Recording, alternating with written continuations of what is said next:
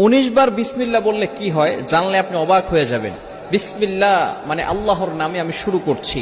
পবিত্র কোরআনুল কারীমের ভিতরে সর্বপ্রথম কিন্তু আল্লাহ তাআলা বিসমিল্লাহির রহমানির রহিম দিয়ে শুরু করেছেন, ঠিক কি না?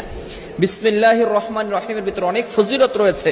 19 বার পড়লে এর গুরুত্বপূর্ণ একটি ফজিলত রয়েছে।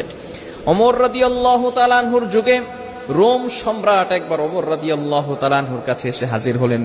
বললেন, ইয়া আমিরুল মুমিনিন খলিফাতুল মুসলিমিন, আমার মাথায় প্রচন্ড ব্যথা। ওমর রাদিয়াল্লাহু তাআলা আনহু এমন একটা টুপি সেই রোম সম্রাটকে দান করলেন। সেই টুপিটা যখন মাথায় দেয় সাথে সাথে মাথার ব্যথা ভালো হয়ে যায়। সুবহানাল্লাহ, বাসায় গিয়ে সাথে সাথে মাথার ব্যথা কি হয়ে যায়? ভালো হয়ে যায়। আবার যখন সেই মাথার টুপিটা খুলে ফেলে আবার তার মাথা ব্যথা হালকা হালকা শুরু হয়।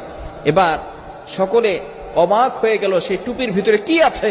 ওমর ইবনুল খাত্তাব রাদিয়াল্লাহু তাআলা আনহু টুপি